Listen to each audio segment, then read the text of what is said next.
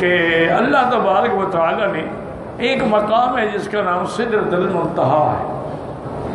سدرۃ المنتہا کا معنی یہ ہے کہ جو ہمارے اعمال نیچے سے جاتے ہیں یہ بھی وہیں تک پہنچتے ہیں، اور جو اللہ کے احکام عرش سے نازل ہوتے ہیں وہ بھی وہیں پہ آتے ہیں، اور لوح محفوظ بھی وہیں ہے۔ وہیں سے پھر ملائکہ کو ہر سال کے احکام جو ہے تقسیم ہوتے ہیں، ان کو لسٹ دی جاتی ہے، ملک الموت کو، اسرافیل کو، اسرائیل کو، سب کو۔ پھر سدرۃ المنتہا کے بعد جو ہے 7 آسمان، اس کے بعد ہے کرسی۔ کرسی کیا ہے؟ جس کا ذکر قرآن میں موجود ہے، آیت الکرسی ہمیشہ تم پڑھتے ہو، وسع کرسیہ السماوات والارض۔ اللہ کی کرسی اتنی بڑی ہے کہ اگر یہ زمینیں ہم ایسے بچھا دیں، آسمان بھی ایسے بچھا دیں، تو کرسی کے مقابلے پہ حضور نے مثال دی، فرمایا ایسے ہیں کہ حلقۃ ملقات فی فلاۃ من الارض، جیسے ایک کڑا زمین میں پھینکو کتنی جگہ روکے گا؟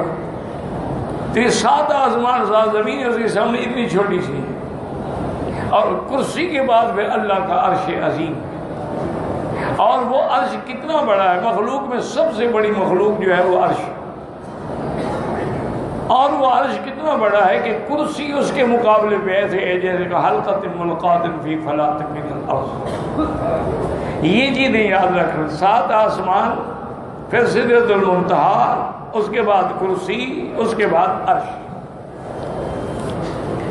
اب سب سے بڑا مسئلہ جو ہے سمجھنے والا وہ یہ ہے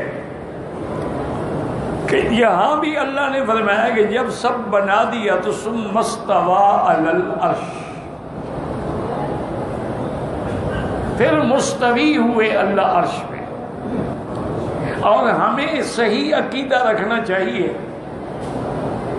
جو ائمہ 4 کا بھی عقیدہ ہے، حضرت امام ابو حنیفہ، امام شافعی، امام مالک، امام احمد بن حنبل رحمہ اللہ، ان سب کا عقیدہ ہے۔ اور متاخرین میں سے شیخ الاسلام ابن تیمیہ، شیخ الاسلام ابن القیم اور بھی دیگر علماء کا عقیدہ ہے کہ اللہ کی جو ذات ہے اس کی بھی کوئی مثل نہیں ہے۔ اللہ کی ذات جو ہے لیس کمثلہ شیء۔ اسی لیے علماء جب خطاب میں یا تقریروں میں یا خطبات میں پڑھتے ہیں لا شریک لہ ولا وزیر لہ ولا ند لہ ولا ضد لہ ولا مثل لہ ولا مثال لہ ولا مسیح لہ ولا شبیہ لہ، اللہ کی کوئی مثال نہیں۔ تو وہ کہتی ہیں ہمارا عقیدہ یہ ہے کہ جیسے ذات کی کوئی مثال نہیں، اللہ کے صفات کی بھی کوئی مثال نہیں۔ اب دیکھیں نا، آپ بھی سنتے ہیں، اللہ بھی سنتا ہے، تو گویا برابر ہو گیا، نعوذ باللہ۔ ہمارا سننا تو یہ کہ آدمی تھوڑی دور چلا گیا تو آواز ختم، یا کان میں کوئی بیماری آ گئی، پردہ آ گیا، آواز ختم۔ اور اللہ کی ذات تو عرش پہ ساری مخلوق کی آوازیں سن رہی ہے، اور ہمارا سننا ختم ہو جائے گا، موت تک دیکھنا ختم ہو جائے گا، اللہ کا سننا دیکھنا ہمیشہ کے لیے ہے، دائم ہے، ابدا۔ تو اس لیے جیسے اللہ کی ذات بے مثل ہے، اچھی طرح سمجھے، بڑے مشکل مسئلہ ہے، اسی میں لوگ آ کے نعوذ باللہ بھٹک گئے۔ تو اس کے بعد یعنی اللہ کی ذات بھی بے مثل اور صفات بھی بے مثل۔ تو اب عقیدہ کیا ہوگا کہ نحن نؤمن بذاتہ واسمائہ وصفاتہ من غیر تشبیہ ولا تکییف ولا تعطیل۔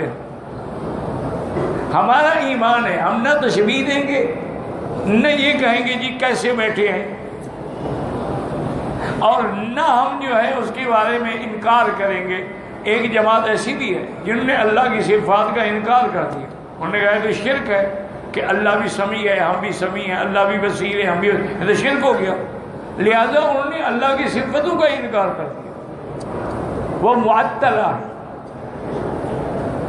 اور کچھ مشبہ ہیں، انہوں نے کہا ٹھیک ہے کہ اللہ جیسے بادشاہ عرش پہ بیٹھتے اللہ بھی بیٹھے،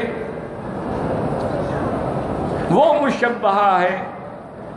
لیکن جو اہل سنت والجماعت ہے وہ کہتے ہیں بھائی گزارش یہ ہے کہ ہمارا ایمان ہے کہ اللہ عرش پہ مستوی ہے، اور استوا کا معنی معلوم ہے، ہر عرب لغت والا جانتا ہے۔